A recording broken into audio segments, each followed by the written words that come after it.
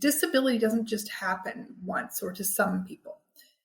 It often happens in many ways over a person's lifetime. People with one disability may have more than one disability. And as people age, almost everyone will acquire one.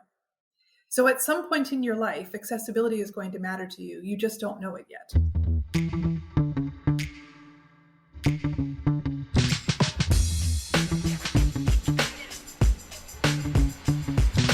Hello and welcome back to Relationships at Work, your leadership guide to creating workplace connections and avoiding leadership blind spots. I am your host, Russel, a communications and leadership expert with a couple of decades of experience in both areas and a whole heap of curiosity, much like yourself, on how we can make the workplace a better place. If you're a leader trying to understand and improve your impact on workplace culture and the employee experience, well, you're in the right place. As I mentioned last week, I'm on a beach. Not too upset about it. Yep, that's right. 50th birthday. Went to Thailand, having a really nice time. I know this sounds horrible. I know it sounds just brutal. And why are you rubbing it in, Russell? I get it. I feel bad for me if I wasn't me and in Thailand right now. But it gives me an amazing opportunity to share some of my favorite episodes from our archives. Last week, it was with Patty Temple Rocks about ageism. This week, this one, it's a good one. Stephanie Cadieux, Canada's first Chief Accessibility Officer. This was one of her very first interviews when she was taking on the new role. And she had a lot, capital L-O-T, of insight and experience to share on the show on accessibility in our workplace, what we can do, what we need to do better, where we're missing the mark. And it wouldn't take you long to Google to find some stats on why accessibility matters so much in the workplace. The Job Accommodation Network, they had a study that reported that 90% of employers reported benefits from providing accommodations for those with disabilities, such as retaining valuable employees and increased productivity. Sounds pretty damn good. Another study, also by the Job Accommodation Network, found that 56% of workplace accommodations cost nothing to implement. Well, the rest typically cost about $500. I'm going to assume this study is American, so $750 Canadian. Another study among people with disabilities aged 25 to 64 who were not employed in the year 2022, 42% of them were classified as having work potential in an inclusive labor market. So there are people out there ready, willing, and able to work, and we're not taking advantage of it as much as we really, really need to. Stephanie provides some really important insights that we as leaders need to pay attention to. If we want to be honest about inclusivity, about diversity, we certainly talk about these things a lot. So it's really about embracing the words that are coming out of our mouth. Let's hear from Stephanie. Hold on. On the show today, it's Stephanie Cadieux, and here is why she is awesome. She is Canada's first, bold, underlined, first of all of Canada, Chief Accessibility Officer. For you acronym nuts, that's CAO. And she serves as an independent special advisor to Canada's Ministry of Employment, Workforce Development, and Disability Inclusion. What does that actually mean? I'm so glad you asked. Well, that means she'll monitor and report on systemic and emerging accessibility issues and produce an annual report on progress and outcomes achieved under the Accessible Canada Act. But this is a new job. She's had lots of past ones, which includes a former BC MLA, Minister of Legislative Assembly, told you we liked acronyms, a former Minister of Children and Family Development, Minister of Social Development, and before all that big P politics, she was Marketing and Development Director at the BC Paraplegic Association. Hi, Stephanie. Hi, Russell. Accessibility in the workplace. So many questions, especially its impact on the employee experience. So I want to get into that, but I can't, because I have to ask you another question first, which is, what's your best or worst employee experience? Best employee experience. Most standout memory would be from when I was first starting my sort of management career. And I say that because I did some, early stuff, but as I was starting to move up, and I had a manager that I was going to and asking asking for advice. Can I do this? Can I do that? Can we do this? Would that be okay? And he said to me one day, Stephanie, sometimes it's easier to ask for forgiveness than permission. And I knew what he was getting at. And I thought to myself, wow, okay, so he trusts me, right? And it was an opportunity, I think, for me to grow and feel that I had the trust of my supervisor to do that. I had room to do that, room to make mistakes, room to try things. And I think that was really important in my growth as an employee and as a manager.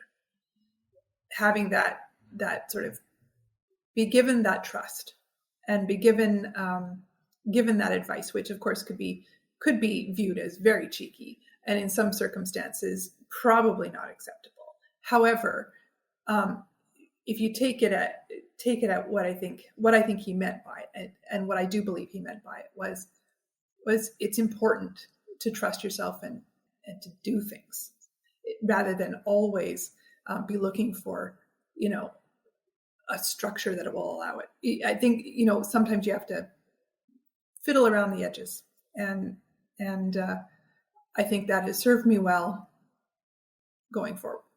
Getting that kind of permission, as I even just talking today, someone didn't realize the power she had. She was afraid to ask questions of certain people because she didn't know if she'd be allowed to email them.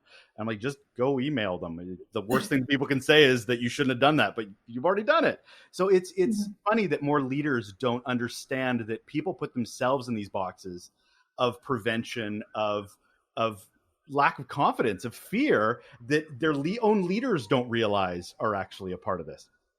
I think that happens a lot. I think especially in larger structures, people get removed, right? And they think, of course, people know that. Well, no, people don't, right? And sometimes the way policies or directives come down, they are very limiting and very scary in some cases for those people reading them at the on the front line, going, oh, I guess I'm not allowed to do that anymore. And we don't think about that impact, and we don't think about the fact that they don't just have the ability to knock on the door and say, hello, I don't know what this means. Or, well, do you know how that's going to impact me? As a minister, when I would go out and talk to our frontline people, one of the things I asked all the time was, what can I do? What can I change that will make your job better? And what can we do to work smarter? What do I not know about what's going on here? And most people are afraid to answer the question. But when people did, it was really insightful. And I think more leaders need to ask those questions and be more curious, more intentionally. And I think the idea of curiosity and asking questions and understanding people comes in pretty handy with the topic we're talking about today, which is accessibility. And there's so many ways that I want to come at this and ask questions of it, from a workplace culture, barriers, experience. But I think we can't do any of that until we define the term accessibility, considering it feels so broad, but also feels very specific for some people. So can you sort of lay that out for us? Sure. Well, let's do it in the context of the Accessible Canada Act. That's what I'm appointed under and working with. Under the Act, disability, and I'm going this route because there's no accessibility need if there's no disability. So we'll go back. We'll go to disability.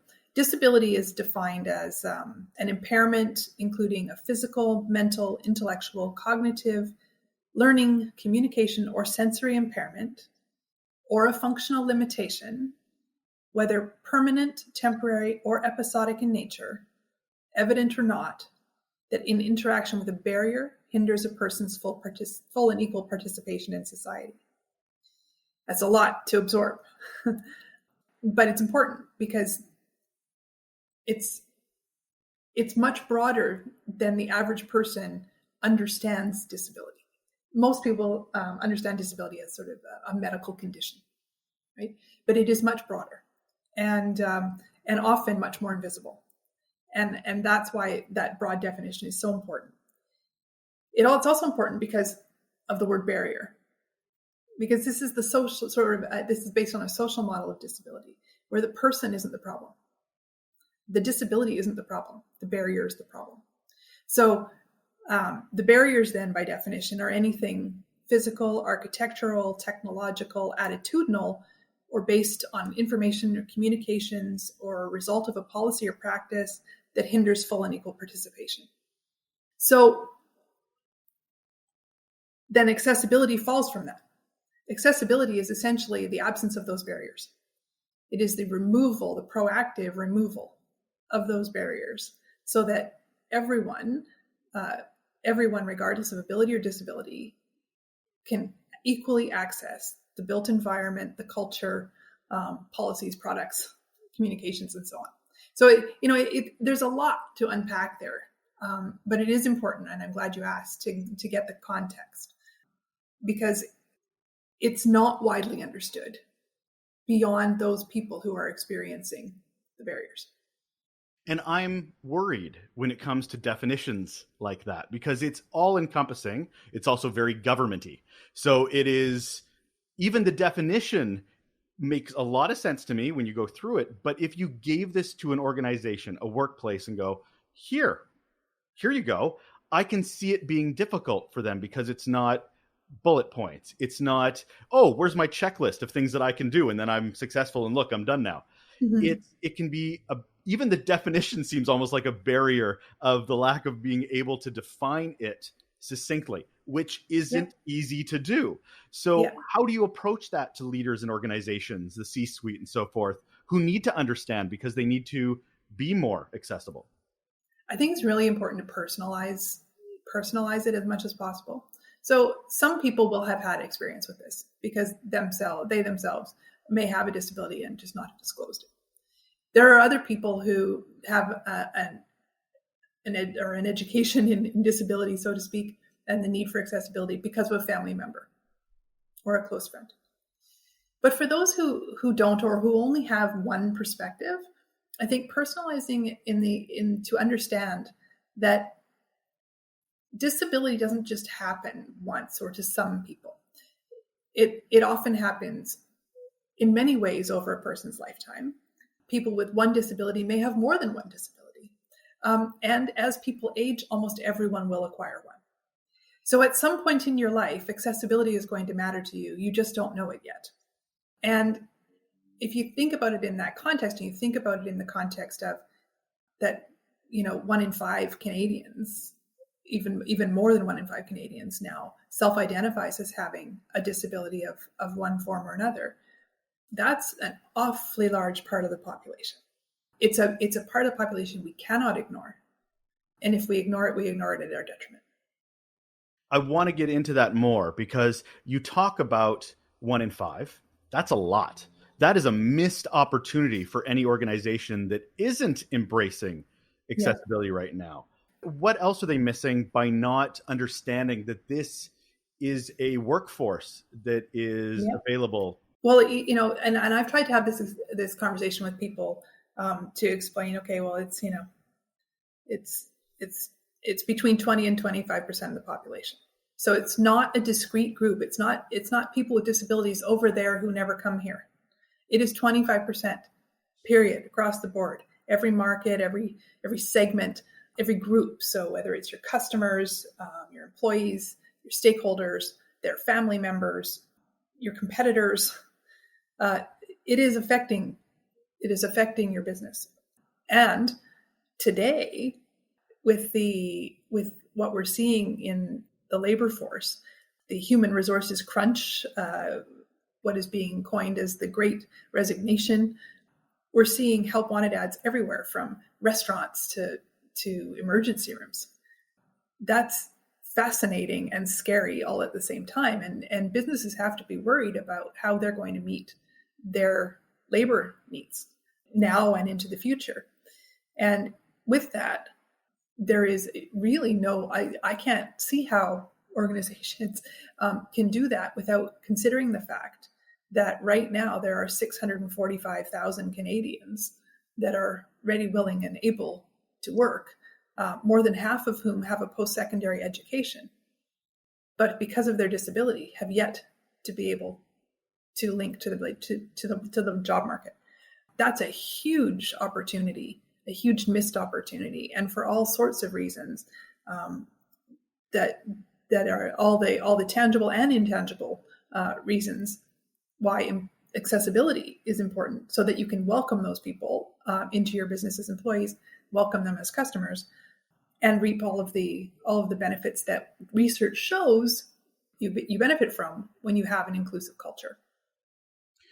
Can you give me some examples of what a North Star looks like for this? So organizations are figuring it out. They've got it. They're accessible now for obvious and not obvious disabilities.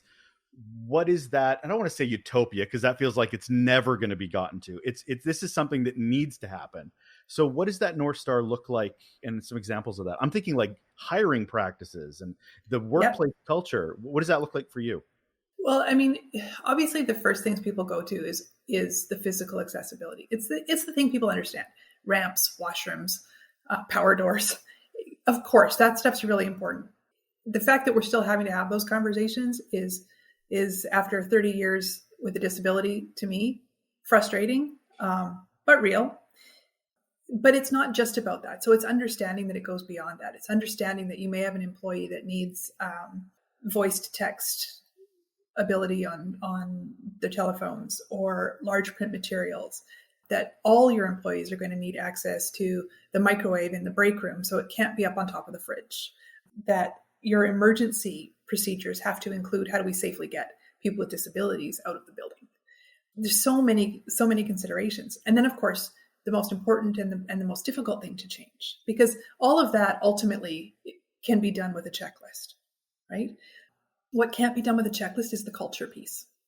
And I think that's the biggest challenge going forward. And it's the piece we really need to work hardest to crack. We all have and carry biases. It's our brain, shortcutting for us. It's based on our experiences. It's based on what we learned. It's based on what we've seen. It's based on our impressions. And a lot of them are wrong, frankly. And so we carry them, but we carry them unconsciously. We don't go out and say, I don't believe people with disabilities should work. But when they come to you in an interview process, your unconscious bias kicks in and goes, well, this person clearly can't do the job. But you don't even know you're doing that. And that's the problem, right? So you don't even know that you're using language in your culture at work that is offensive to people or marginalizes people. You don't know necessarily that the structures, processes, ways you've structured your workplace are keeping people with disabilities away or forcing them to leave if they acquire a disability on the job, which is a huge cost to business. So that culture piece, I think, is the most challenging. You need to be able to create a culture that is valuing of all persons' contributions, regardless of how they show up, understanding that there is value in that diversity, and welcoming those conversations where they need to happen about how to make things work better. And if you can do that, then people will feel confident and trust that they can be welcome in that organization, that they can ask for what they need to be successful in their job. And that's where that ultimate sort of aha moment, I think, happens in an organization. The other stuff is checkboxes. The other stuff is easy to achieve if you just put it to task. It is not as easy to change culture. Absolutely. And that's, everybody's like, what's my takeaway? What's my actionable? What am I supposed to do? Give me a checklist. I'll get through that. It's the mindset piece that I'm scared. It is so much harder to change. We've talked about your North Star, but where do you start? Because I immediately, somebody will say, well, it was mandated to me, or my boss told me to do X, Y, and Z, so I'll do those things. We'll put in a ramp. I'm being very simplistic. But where would you like to see the first steps be when it comes to culture change? It's leading by example, certainly. And I think, I don't want to say that, I don't want to leave the impression that I don't think organizations and leaders are trying to do this. I actually think they are. I'm actually I'm very positive on the fact that, frankly, right now, I think, sort of all of the stars have aligned.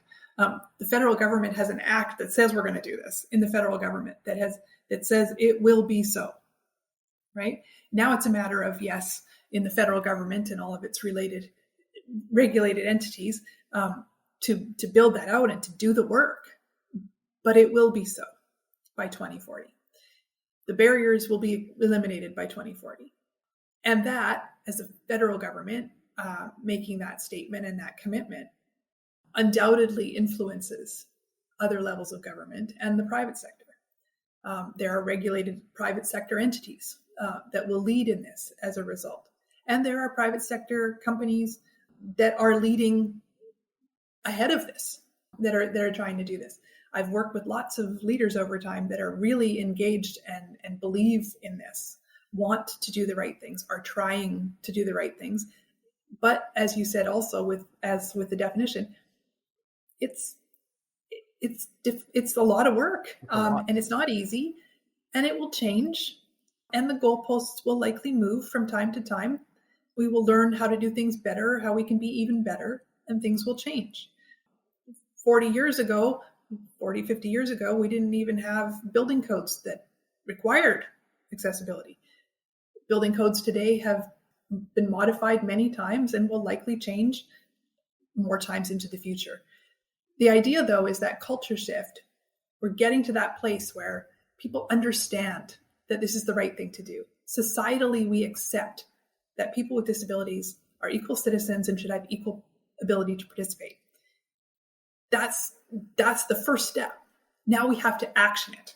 Now we have to make sure that our actions match our intention. And I do think that will is out there. I don't have rose-colored glasses that it will be easy or a bumpy free ride. I believe there will be challenges. And part of my role is going to be to highlight the successes and the challenges as we do this. And it won't be done by one person. It won't be done by one organization in government or one company. It is going to be an all of us effort if we're going to be successful. And I'm just very hopeful that we're at that stage now where people are ready to have that conversation. You've touched on it a bit, but whose responsibility is this? Because I'm picturing somebody in the C-suite going, well, we're going to create an accessibility workforce. Delegate. Absolutely. How does this happen? How does this change? It has to happen everywhere. So yes, absolutely the political leaders have said this will happen, and they have to buy in at all levels. The CEOs have to buy in. The boards have to buy in. Everybody has to buy in.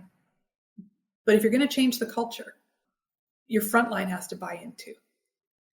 Your customers have to buy in. Everybody has to be on this page. We have to, as a society, want this.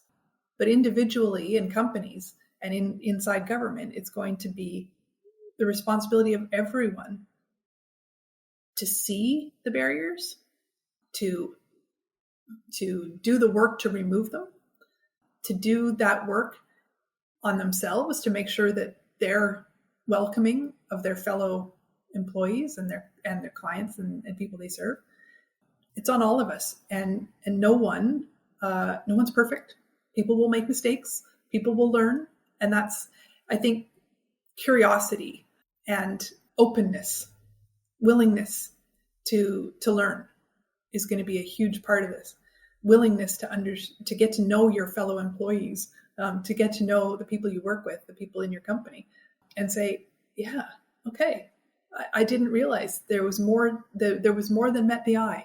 I didn't realize that was a challenge. Now I know that I can do something differently to make that work better for you.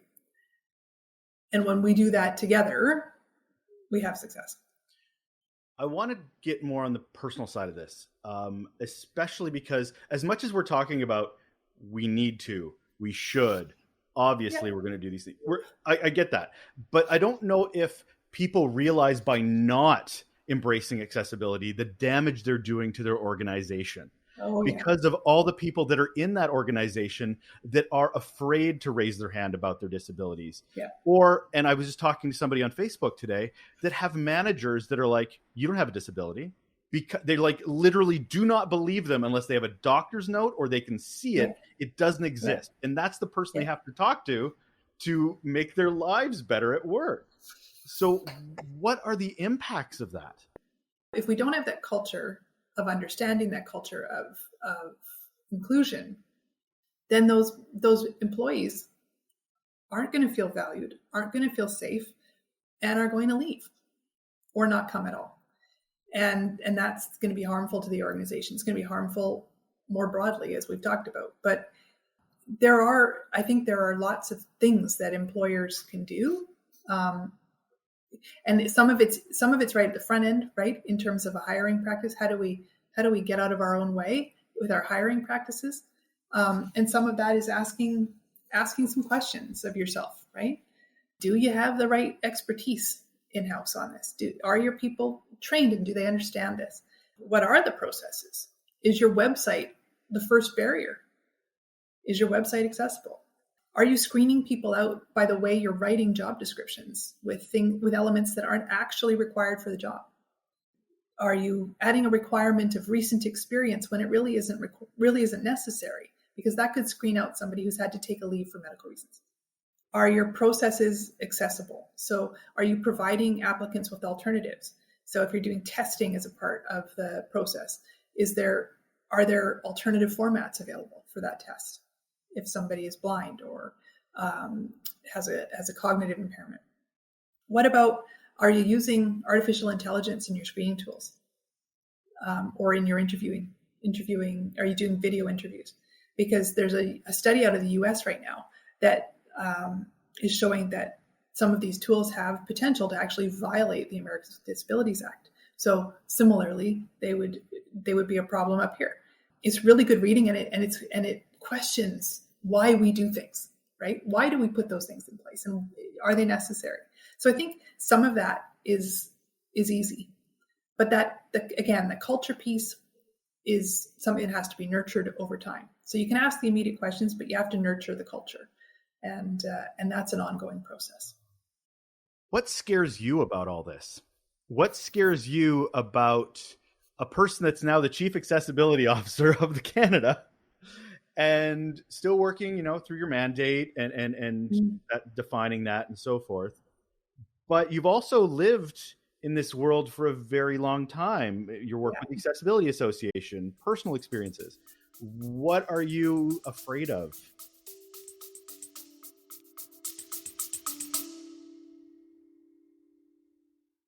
Hey, if you're enjoying the insights from our guests, you'll love our Raw Notes newsletter. It's packed with guest takeaways, the resources that inspire them, and my own tips on how we as leaders can be better humans for the humans that we're responsible for. Go to relationshipsatworkshow.com and subscribe now and help the workplace be more human.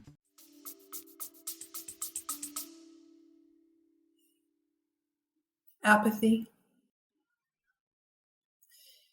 I am afraid that we will say, "Oh, we have this act here. We're doing this work. We've put it on paper," and that won't do it. That culture shift and the change in how we do things, that willingness to actually be different, has to live, and it has to be a living thing. It is too easy for this to become one of those things that we just push over to the side and say, well, we did it. You can't do it once. It's an ongoing thing. It's forever. And that's the piece that worries me the most, is that people will do what they have to.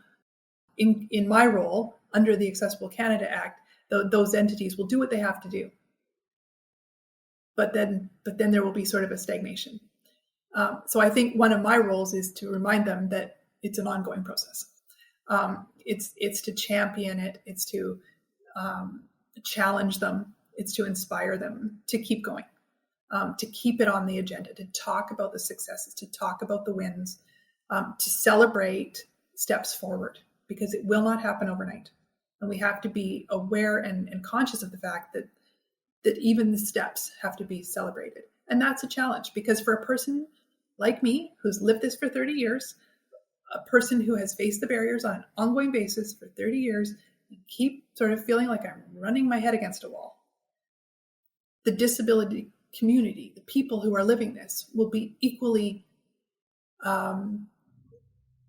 frustrated with a lack of progress. They will be equally disillusioned if we don't have change.